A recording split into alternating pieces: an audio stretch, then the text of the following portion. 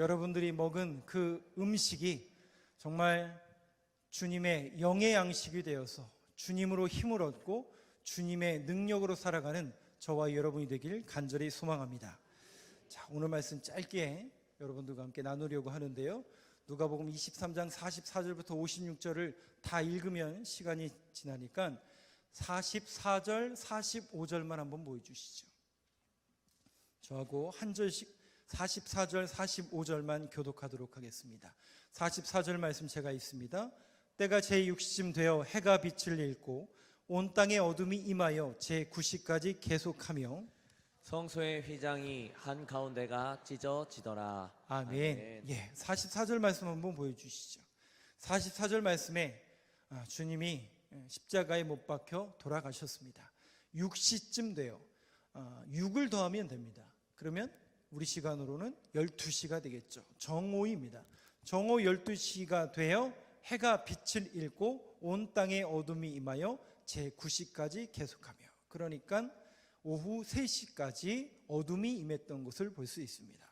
빛으로 이 땅에 오신 그 주님과 정반대되는 속성은 바로 어둠이죠. 그 어둠이 이 땅에 임했다라는 것은 바로 예수님의 죽으심을 암시하는, 또 죽음을 의미하는 그런 의미인데, 자, 45절 말씀을 한번 보여주시죠. 주님이 그 죽으심으로 인하여 이 땅에 어떤 일을 이루셨는가. 45절 보니까요, 성소의 휘장이 한가운데가 찢어지더라. 여러분, 성소의 휘장은 뭘 말하죠? 성막 시대에 성소가 있었고 그 성소는 두 칸으로 되어 있습니다. 그죠? 휘장을 열고 들어가면 그 안에는 성소가 있었고 그 앞에는 칸막이, 즉 휘장으로, 커튼으로 가려져 있고, 그 커튼으로 가려진 지성소는 1년에 단 한 번 7월 10일 대제사장이 대속죄일에만 들어갈 수 있는 날이 바로 그 지성소였습니다. 근데 그 휘장이 찢어진 거예요. 그 앞에 있는 성소로 들어가는 휘장이 찢어진 게 아니라 하나님 앞에 임재를 상징하는 그 언약궤에 1년에 딱 한 번만 들어갈 수 있는 그 성소와 지성소를 분별하는 휘장이 찢어졌는데, 누가복음에서는 한가운데가 찢어졌더라, 가운데가 찢어졌다라고 고백하고 있는데, 동일한 본문이 마태복음에 이렇게 고백하고 있는데요. 한번 보여주시죠. 27장 51절 한번 같이 읽겠습니다. 시작. 이에 성소 휘장이 위로부터 아래까지 찢어져 둘이 되고 땅이 진동하며 바위가 터지고. 여러분, 이 말씀을 한번 잘 관찰해 보세요. 성소의 휘장이 아래에서 위로 찢어졌습니까? 위에서 아래로 찢어졌습니까? 글을 읽으실 수 있는 분은 다 아실 수 있겠죠. 밑에서 위로 찢어진 게 아닙니다. 밑에서 위로 찢었다는 것은 뭘 의미합니까? 누군가가 임의로 찢었다라는 것이죠. 밑에서 찢어야 위로 올라가니까요. 그런데 위에서 밑으로 찢어졌어요. 왜요? 사람이 찢은 게 아니라 위로부터 임한 하나님의 은혜입니다. 예수 그리스도의 그 죽음이 성소의 휘장을 갈라놓은 겁니다. 하나님께서 일부러 찢으신 거예요. 그 찢으심으로 인하여 더 이상 우리는 희생의 대속제물을, 피해 제사를 드리는 것이 아니라 예수 그리스도의 보혈을 의지하여 그분의 이름을, 그분의 육체를, 그분의 피 흘림을 기억하며 십자가를 의지하며 누구에게 담대하게 나아갈 수 있게 되었습니까? 예, 그 고백을 히브리서 기자는 10장에서 이렇게 고백하고 있는데요. 19절 20절 말씀 한번 같이 읽도록 하겠습니다. 시작. 또 형제들아, 우리가 예수의 피를 힘입어 성소에 들어갈 담력을 얻었나니 그 길은 우리를 위하여 휘장 가운데로 열어놓으신 새로운 살 길이요 휘장은 곧 그의 육체니라. 이 새로운 살 길이 예수 그리스도의 죽음으로 인해서 열리게 되었습니다. 놀랍게도요, 이 새로운 살 길의 첫 번째 수여자가 바로 누군가 봤더니 바로 그 예수 그리스도께서 죽으시는 현장 속에 있었던 이방인이었던 백부장이 그 새로운 살 길을 얻게 됩니다. 오늘 본문 말씀으로 한번 넘겨주시죠. 누가복음 23장 47절 말씀인데요. 같이 읽겠습니다. 시작. 백부장이 그 된 일을 보고 하나님께 영광을 돌려 이르되 이 사람은 정령 의인이었도다 하고 네, 새로운 살 길을 십자가에서 죽으심으로 인해서 열어주셨는데 그 열어주신 첫 번째 수여자가 놀랍게도 백부장이었습니다. 그런데 이렇게 이방인도 그 십자가의 예수 그리스도의 모습을 보면서 그가 주님께 돌아오는데 그때 많은 이들이 그 광경을 보게 됩니다. 그 무리의 반응들을 한번 보시죠. 48절입니다. 같이 읽겠습니다. 시작. 이를 구경하러 모인 무리도 그 된 일을 보고 다 가슴을 치며 돌아가고. 여러분, 이 무리는 누구죠?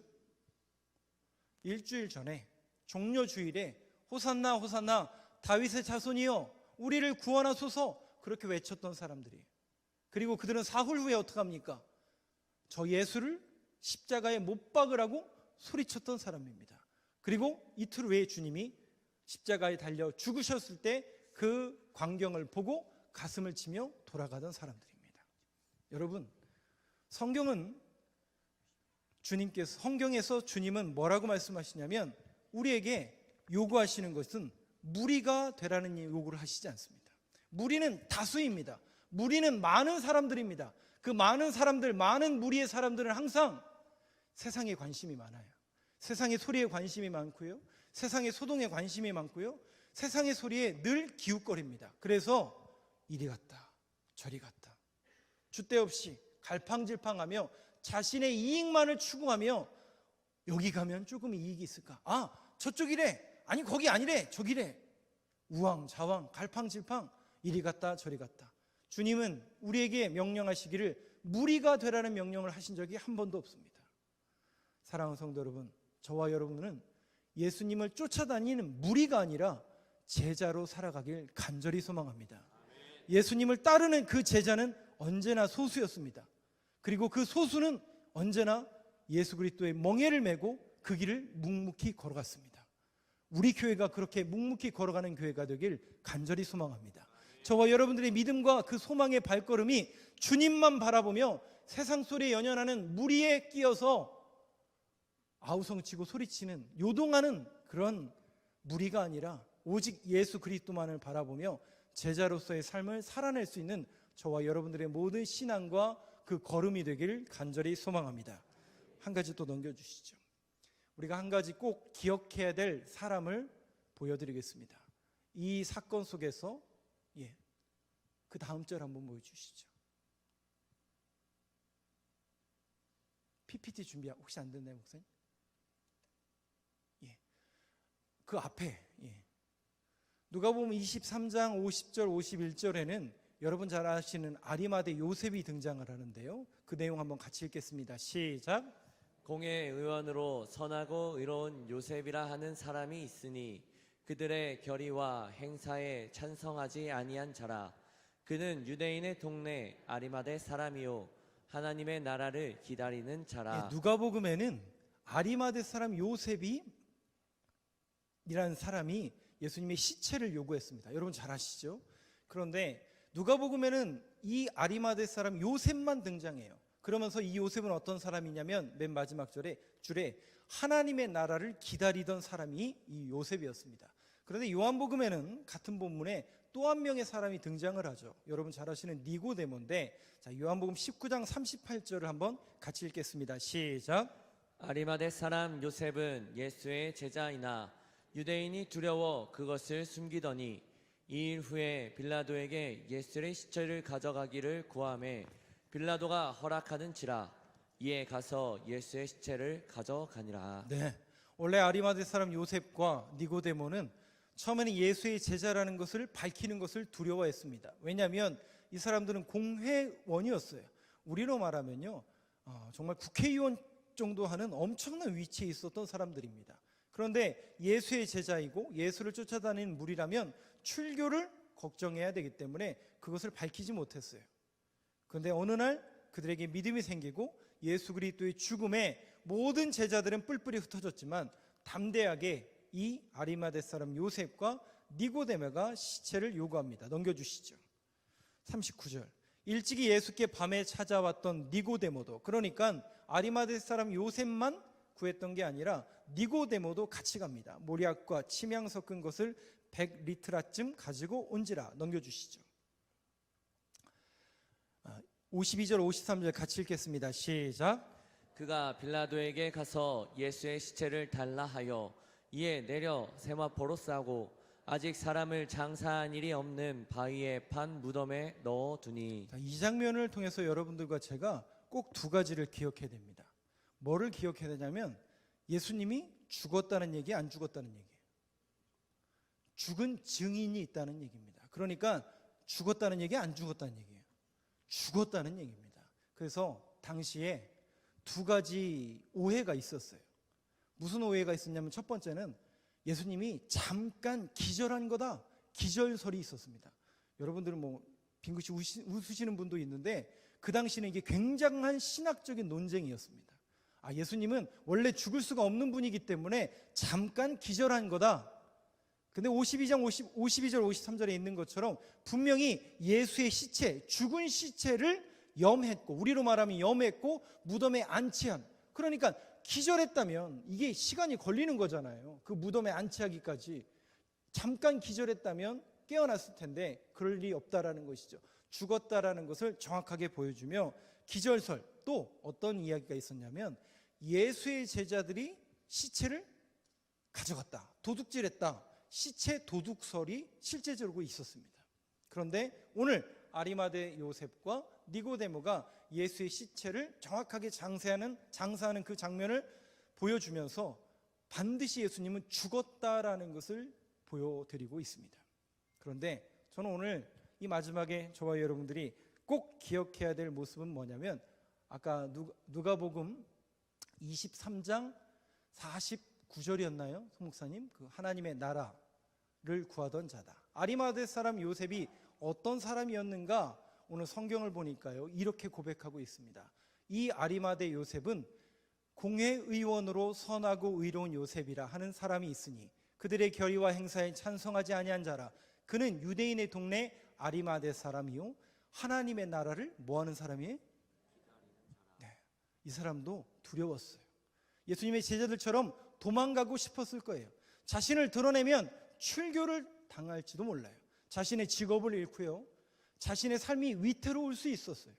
그런데 이 사람은 어떤 사람이냐? 성경에 하나님의 나라를 기다리는 사람이에요. 하나님의 나라를 기다린다는 것은요, 하나님의 뜻이 이 땅 가운데 임하길 간절히 기도했던 사람들입니다. 그 하나님의 뜻이 예수 그리스도를 통해서 이루어지고 성취되었는데 그걸 못 봐요.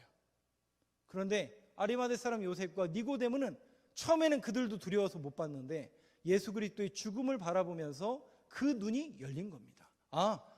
주님의 뜻이구나. 이 예수 그리스도의 죽음이 하나님의 뜻이고 하나님의 뜻이 이 땅 가운데 이루어진 것이구나.